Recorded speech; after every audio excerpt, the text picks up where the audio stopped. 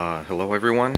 I have had a few inquiries about the Cypher racing seats and what kind of process I went through installing them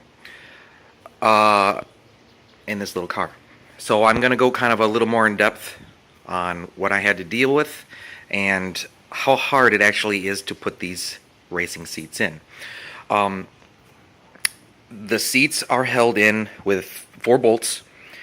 The passenger side has the airbag sensor built in to the seat, and here is the old factory seat, and that's where the airbag sensor used to be. Installing these, usually depending on the style of the seat, these ones are chairs that recline. They do have chairs that are in a fixed position. That's not my style. I wanted something that I could manipulate a little bit easier. What the chairs come with are usually the seats, depending on 1 or 2 piece. You have to assemble them. And then they come with the sliders on the bottom of the seat.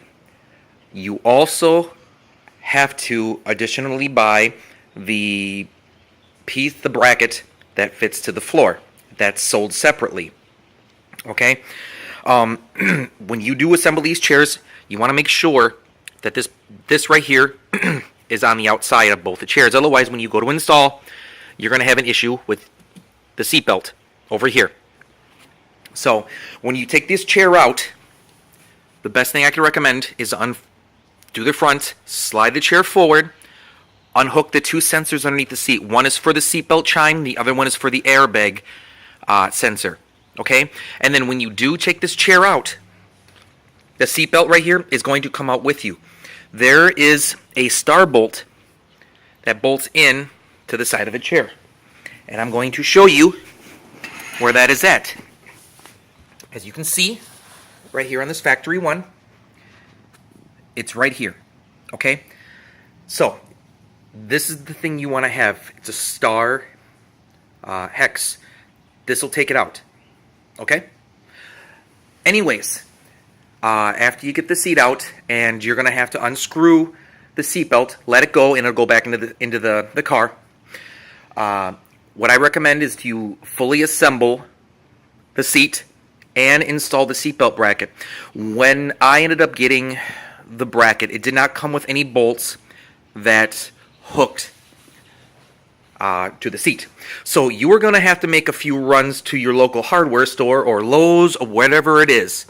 What I found out is that the 4 bolts that hold the seat, the sliders to this bracket right here, the ones that had the best fit were 5/8 inch bolts, and they were 1.5 inches long. And I would also recommend locking nuts and washers to install that. Also, another thing you're going to have to get, when you take the bolt out for this seatbelt, right here, take the bolt and go to the hardware store. You're going to have to get a nut, because the nut on these seats, as you can see, is welded in here. Okay? So make sure that when you do get a new bolt, that nut is a locking nut, so it locks onto that seatbelt. And when you do install the seatbelts, make sure that you don't tighten it too tight. You want to have a little play on that seatbelt, because different people need different sizes and they need to be able to adjust this. If this is in a fixed position, it can hurt a little bit on the strap. All right. People want to know how difficult it is to put these in. Okay, I usually rank installations on a scale of 1 to 5. 1 is anybody can do it. 5 is, I would say, professional only. These seats, I would say at least a 4 to install these. On this side alone, since this was kind of my, trouble side, the best, I had to go underneath the seat before I installed the slide rails and take out all the staples. For the simple fact is that I had to expose the seat to put down the airbag pressure sensor that is in here. And after you take it out of that seat, right over here, it's not going to fit entirely. You're going to have to trim a little bit. Don't be afraid. It's It will trim, and it actually fits pretty well. And then what I did is I laid another piece of foam over the top of it so you can't see the lines that contour this. And you can see a little bit of the definition in here from the wiring that runs down the seat and under the seat where it goes to the factory wiring harness. So that's one of the issues that I endured. It is a slow process. It is a difficult process. You're gonna make steps forward and you're gonna make steps back. Just make sure that you take your time and do it properly, and you shouldn't have any issues with the seat. As far as the bolts, I wasn't sure if they came with the kit or not, but I went and got my own because I didn't want to wait. Another thing is that with those brackets that fit in my car, I ordered them from Andy's Auto Sports. Okay, Andy's Auto Sports told me they don't carry them for the Saturn Skies, but they carry them for the Pontiac Solstice. So, General Motors bolt patterns for the seats are not different. The seats are going to fit in no matter what. So, if you call one of these parts stores and you're trying to replace these seats, make sure to check that they don't have the seat brackets for the Solstice. And that's what I did, because when I called, they said they don't have them. I'm going to have to custom fabricate them and all that. And I'm thinking, great. And I go, well, do you have them for the Solstice? And they said, oh, yeah, we do. And I said, I'll take them. So, to try to save yourself some time and effort, always double check. Anyways, one of the other questions is, people keep asking me, is that, yes, I do have shaved my door handles off.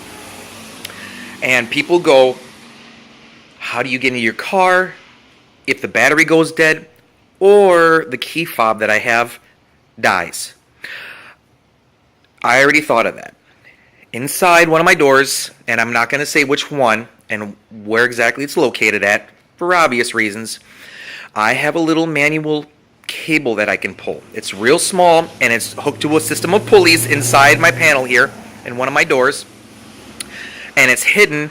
So if I ever need to get into my car, I find where it's located, pull on it, it'll activate the pulleys, and it'll pull the braided cable on the inside of the door, and the door will just automatically pop open with the door poppers.